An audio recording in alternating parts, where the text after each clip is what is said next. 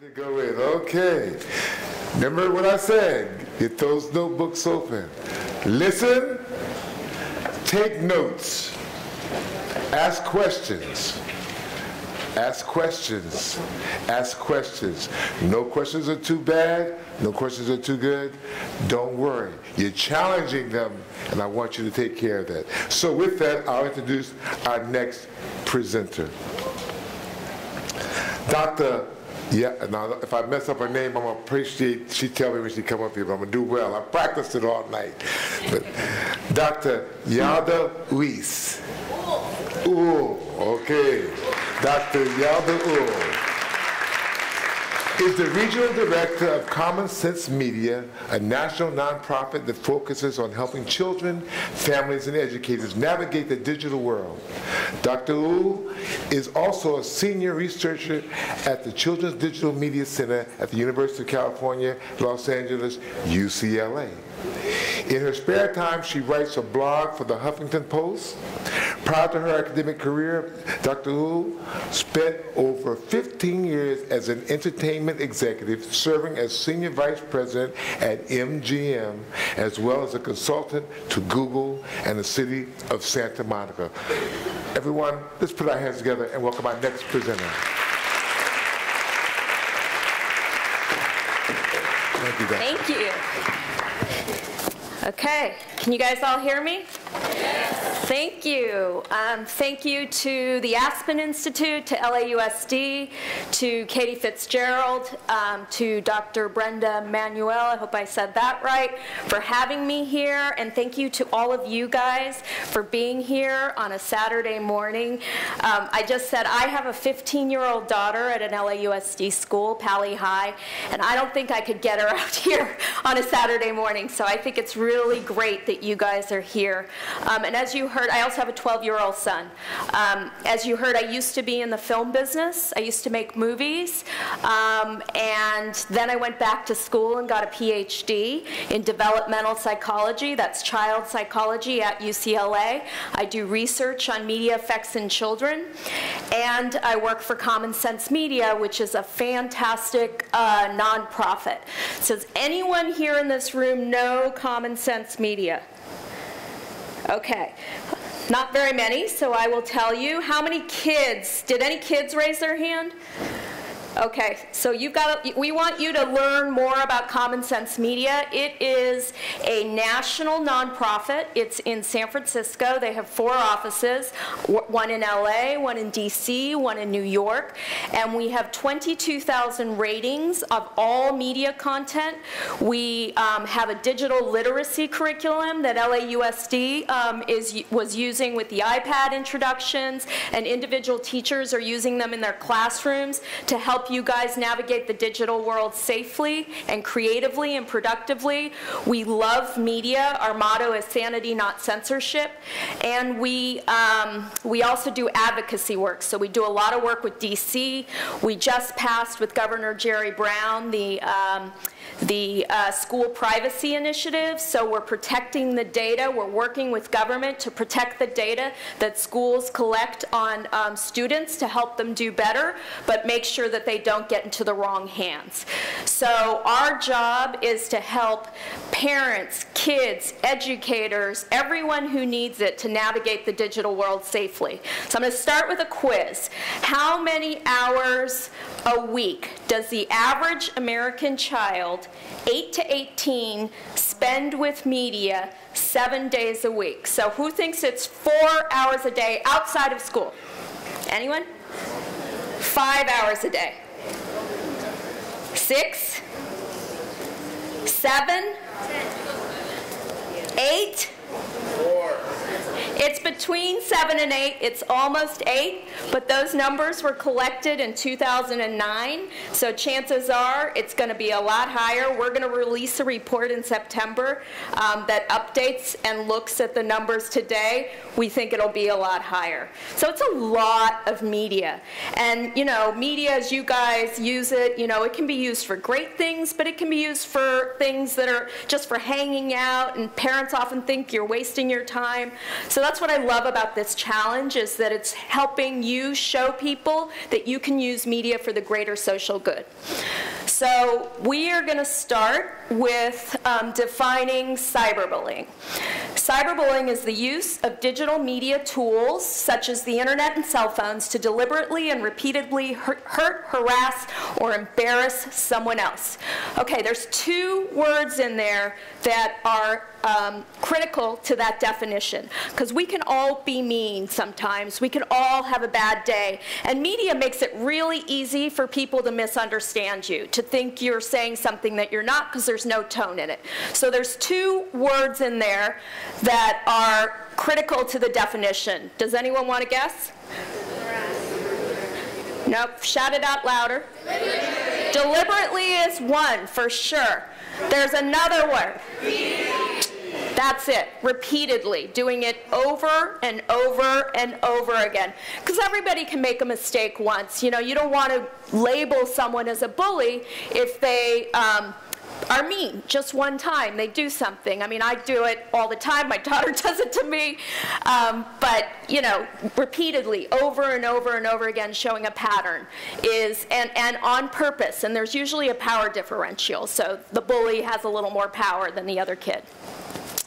So cyberbullying in high school, we've done a lot of research on what this is. We have a lot of resources on our site. Some of the words that we've found that kids use to define this are digital cruelty, digital abuse, or causing drama online. Are those words you guys have heard in your communities? Yeah. No? Yes? Okay, and I'd love to know afterwards, when the question period, if there are things I'm missing or we're missing. You guys are in the front lines. We love picking high school students' brains. So if there's something we're missing, please let us know. So here are some examples of cyberbullying behavior, and we'd love more, you know, thoughts and ideas and creative ideas of what you've seen. But these are what we've seen. Publicly sharing messages or images meant to be private, and sometimes that's called sexting. Can you guys raise your hand if you've seen any examples of that in your community or your high schools? No one's gonna, you're not gonna get in trouble, you've just seen it.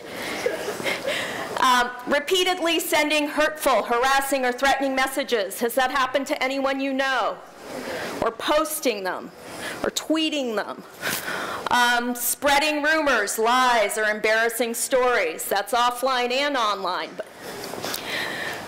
Posting cruel comments on the internet. Seems like the same people are raising their hands. Has anybody over there seen it?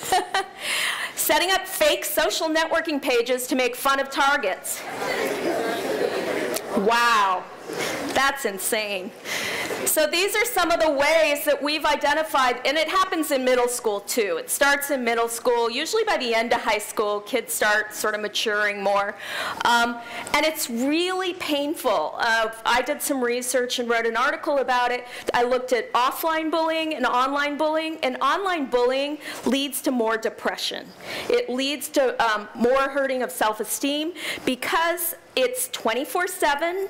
You can't go home and lock the doors. It's not just on the schoolyard. It goes home with you. It's permanent, and it spreads to every school. So it's really easy today for everybody, not just your people in your school and in the class, to know about it. So it really can be painful. So we are going to start with this video called The Bystander Revolution, because what I'm going to ask you guys to do today is to go from a bystander to an upstander. But being a bystander to an upstander, it takes a lot of courage, and just one person can help a kid. So this video, I hope, will inspire you to be one of those people. My experiences with bullying growing up were, first it was name-calling in school when I was younger. I was different, and I stood out for some reason. And those things that made me stand out were those things that people wanted to make fun of. Even walking through the hallways was torture. For every single name, for every single punch, someone feels it, not just through their ears or on their skin, but in here and in here. There's something really deep about having someone in whatever way, whether it's in person or on the internet, about having someone look at you and say, like, I see that you're there.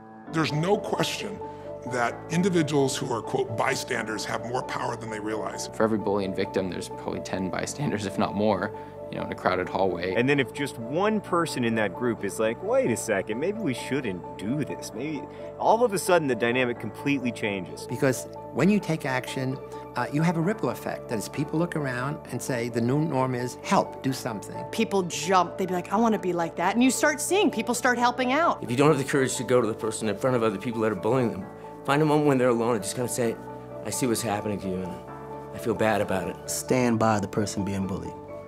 Really. Talk to them at their locker. Sit next to them in class. Sit next to them on the bus. Being their friend, reaching out, smiling, inviting them to sit with you at lunchtime. And listen to what they have to say, because they're not getting heard. Most importantly, supporting them, letting them know they're not alone, and there's always ways that they can get help. I think that would help because those little things would help people feel more comfortable. Do one kind thing a day, it'll turn into 2, it'll turn into 3. That 10 seconds of courage to go up to someone and say one word, one phrase. One compliment, one smile, one, hey, how's it going? Have the courage to stand up and say something and help the person. Speak up and say, hey, you know, we don't talk like that anymore. You're not going to get laughed at if you say you don't know that person's life, you don't know what they're going through, you don't know what their home life is, you don't know anything about them. That's how movements are started. It's just one person says something, one person speaks up. Just say you're awesome. It's not that hard. You're awesome is 2 words, and maybe that can just change someone's life forever. It's like a hand when somebody's drowning and grabbing hold of that hand. You don't need 50 hands. All you need is one hand to be yanked up so that that person can catch their breath. Every time that you speak out is one less person getting bullied every day. I think you can save someone's life if you do that.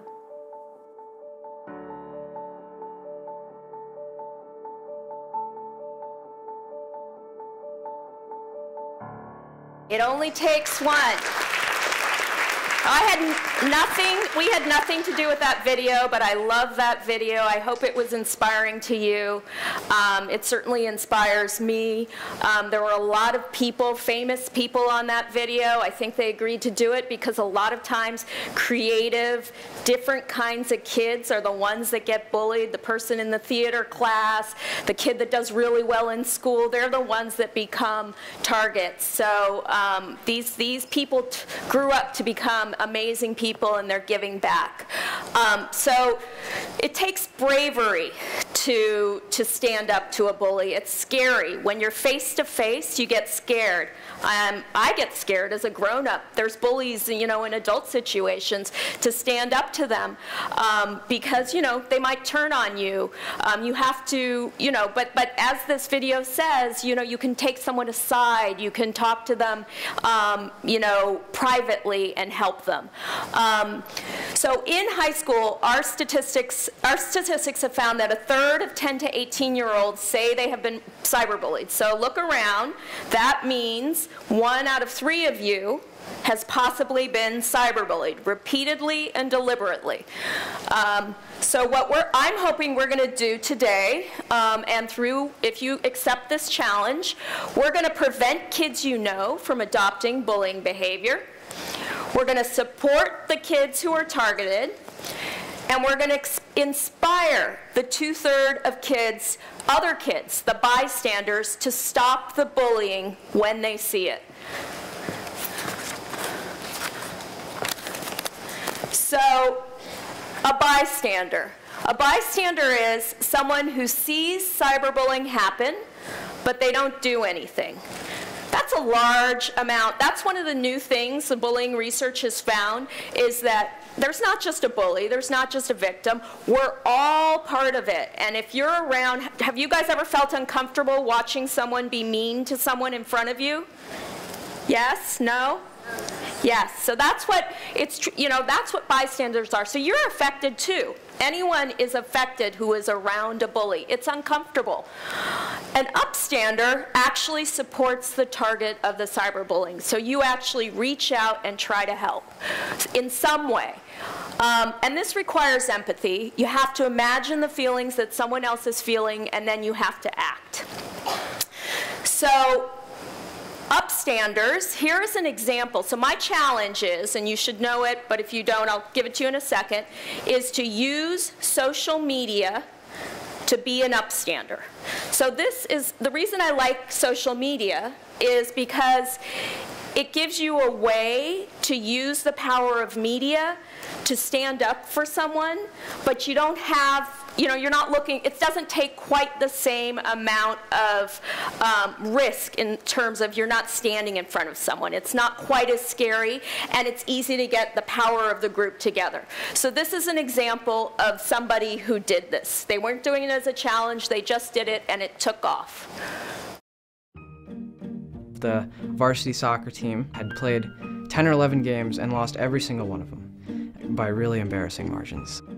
Our goalkeeper, Daniel Quee. He was taking a lot of criticism, even though he was only a freshman playing varsity goalkeeper. We thought we were on the road to our first game that wouldn't be a loss. At the last minute, everything changed. Their star player, with a minute left, cracked the shot, and unfortunately Quee wasn't able to stop it. It was in the back of the net, and the next thing we knew, the ref was blowing the final whistle. It's horrible, I guess, because as a goalie, that little one mistake, you know, is a goal, and a goal in soccer is huge. This guy said, "Oh, I'm gonna make a great photo album. We have a bunch of pictures of you making great saves."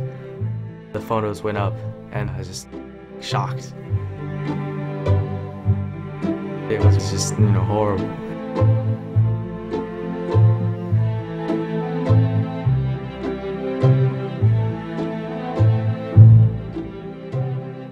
After those photos were posted, there was a lot of tension. And like, I didn't want to go to school. I felt like taking time off. I didn't want that attention, I didn't want that negativity. We decided we had to do something. And eventually we found this great picture of Quee making a save. And the 3 or 4 of us at about 7 p.m. made it our profile picture. I came back about an hour later, and my newsfeed had exploded. It started with the soccer team making it our profile pictures, and the girls' soccer team made it their profile pictures, but then the whole school got involved. Over 100 people had either liked it, commented on it, tagged themselves in it, made it their profile pictures, and it was like my entire newsfeed was covered in Daniel Quee stories. He came to school the next day like he was 10 feet tall. Once he had that confidence, he was just going for it, throwing himself out there like a rag doll. And the next season, one game, they were just hammering shot after shot after shot. And Quee makes the best save of his life. He was parallel to the ground, he did a Superman dive, and the ref blew the whistle and we won the game. And I punted the ball up in the sky, and then I started running. It's like, wow. Best moment of my life. I changed from the freshman kid to Daniel Quee, the beast goalkeeper. The whole school had stood up for someone who needed it. He was a normal kid just like us. We have our highs and our lows, and that's when we realized that we were all Daniel Quee.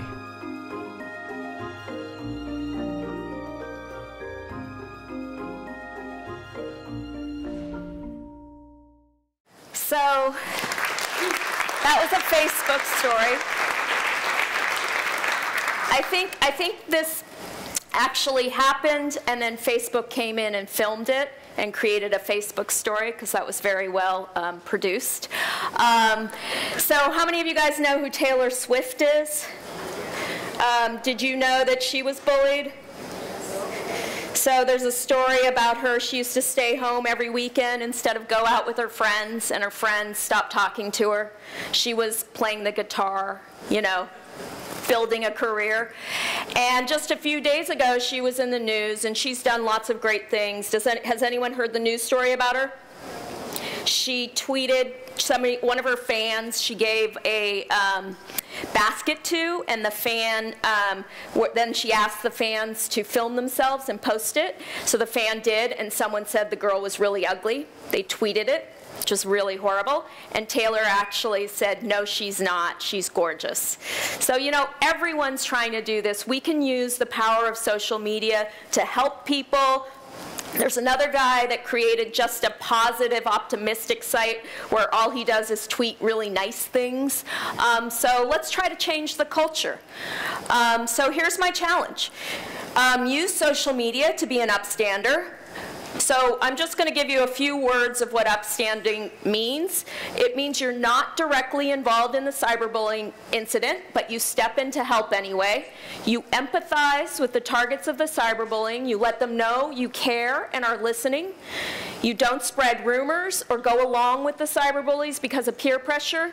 And you might even tell the cyberbullying to stop. And you encourage the target to tell a trusted adult about the situation. And you create a group dynamic of support versus, you know, bystander ignoring the problem. So go from being a bystander to being an upstander and change someone's life. And there's more information and advice. We have a whole cyberbullying. You're welcome to reach out to me if you have any questions. And now I'll open it up to general questions.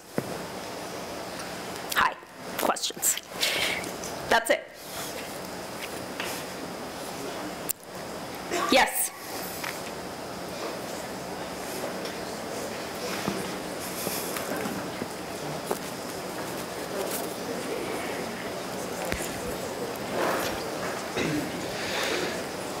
You mentioned that there's always bystanders, and when someone stands up, therefore being an upstander, you say there's a ripple effect. You think there's also a ripple effect for the bully? Since he starts bullying, other people would start bullying? Yeah, there often is. There often is. It can be, and that's why it can be scary to do it in person in particular. But I think that when people ripple effect for the bully, it's because they're scared. It's not human nature to want to be, I mean, maybe there are a few people in the crowd that want to jump in, but there are a lot more people that feel uncomfortable, and that's what research has found, that there's tons of people just feel bad, and that's why online it might be easier to stand up for someone. And it's not about, you know, going against the bully. You don't have to say you're bad and this. You never know what's going on. You know, you don't have to judge the bullying, but what you can do is say, point out something great about the target. And, you know, I mean, that's a really public, big forum, and that's why I'm saying social media might be easier. As that first video said, you can also just sit next to the target at lunch or say something quietly, pull them aside. There are plenty of ways that the ripple effect doesn't have to be too overwhelming, and you can still help. Thank you. Good question. Yes?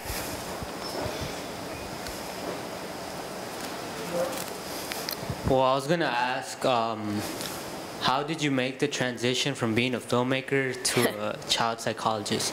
Yeah, it's a big transition. I believe in the power of media to change the world. I've loved media all my life. I love movies. And, one of my first movies, you guys probably don't know it, is called My Family, Mi Familia, which is about the immigrant experience across 3 generations. I was so proud of that movie. But when you're in the studio system, you know, they want to make really big movies that a lot of people will see, and so it was challenging for me to make the kind of movies I really responded to and loved. So when I had kids, I decided to step off, take some time with them at home. I was lucky enough to be able to do that. And then I thought, okay, what can I do? I still want to work. I still want to give back to the world. What can I do? And I decided to go back to school, and I love psychology. I didn't take psychology in college. The class was at 8 a.m. at the other side of the campus, and I just did not want to get up that early. And then as an adult, I ended up thinking, you know what? Psychology and film, they're both about the study of human behavior. They're both about people and what do they do and why do they do it. When you create movies, you're thinking about the characters, and that's what psychology is. So because I had children, because I had been in media, I decided to study how media affects children. So I studied child psychology, but with a specialty on media effects. Thank you. Sure. Way in the back.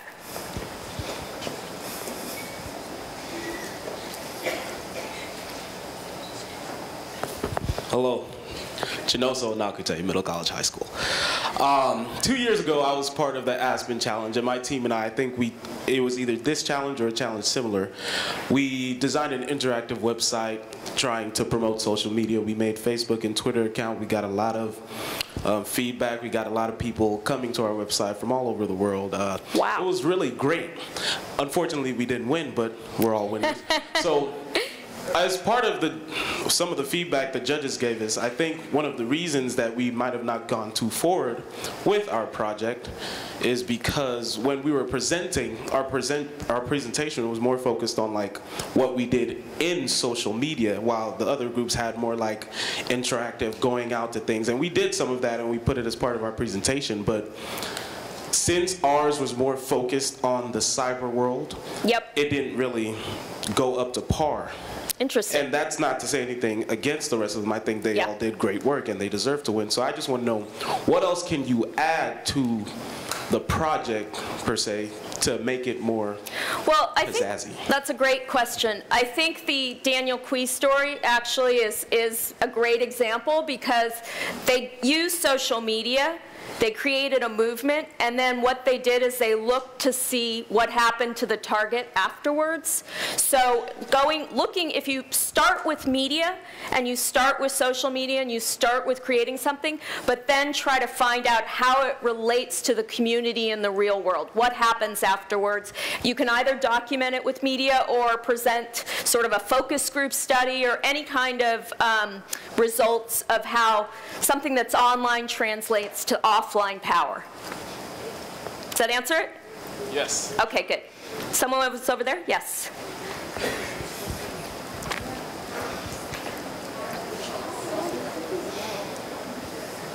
No. Oh, it doesn't matter. I have enough time for both, so. Go ahead. Good morning. Morning.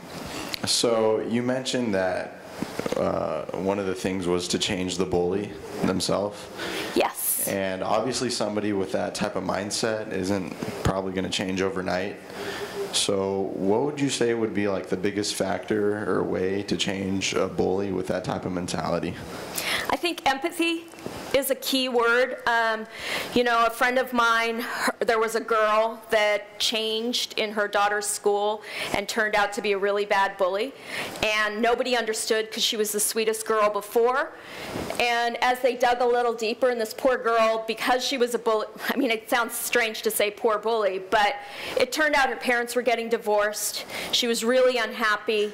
She was taking out her feelings on other friends and trying to, when you talk to a trusted adult, the adult can help, you know, hopefully not escalate the situation and try to find out where the bullying's behavior is stemming from. Certain people are just going to be that way, and they're not going to, it's going to be challenging to change them.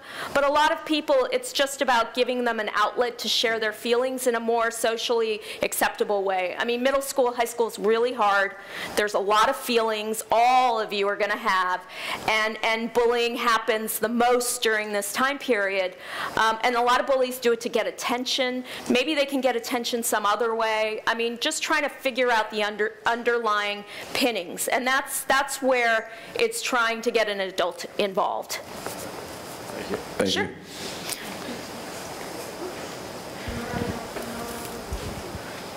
Good morning. I wanted to ask, you know how you said when being an upstander? Yeah.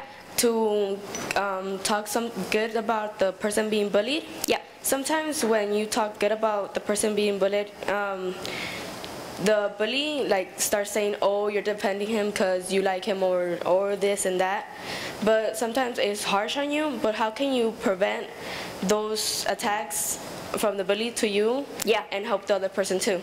Probably, I mean, that's the most scary thing about going from a bystander to an upstander, is that you're scared the bully will turn on you. And the bully usually is really good with words, they're really strong, or they're physically, you know, empowering. So it's scary. So probably, the thing about social media is, like in that Daniel Quee example, there were 3 or 4 guys that got together and did it together to support the kid. So figuring out a situation where a group of people can come together, so it's not just you by yourself. And then if the bully turns on one of you or says something, then the rest of you stand up. And you know, don't antagonize the bully. You know, it's more about supporting the other person versus getting in a confrontation with them. Thank you very much. Sure. Over here.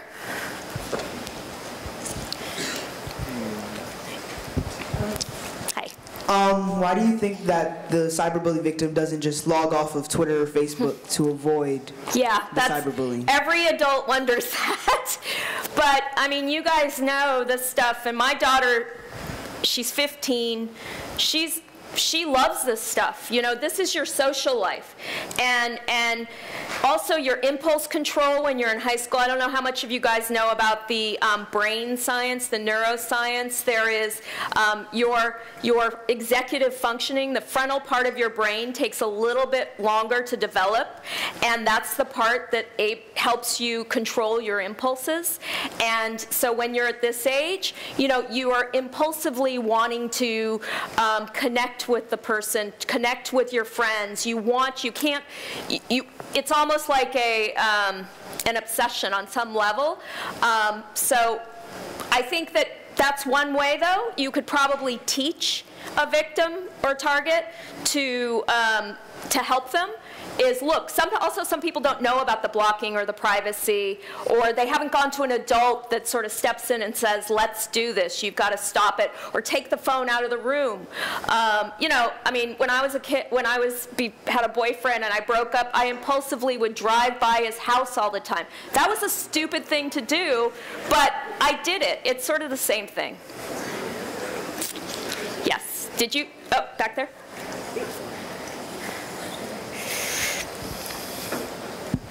You spoke about reaching out to the bully, or to the bullied, but what about the bully? What about if we help the bully and kind of, like, he's a bully, you know? Like, he deserves a chance to have a good life and be happy, and the bully is usually the one with the actual problem, and the one that's bullied is the ripple effect, as you would say.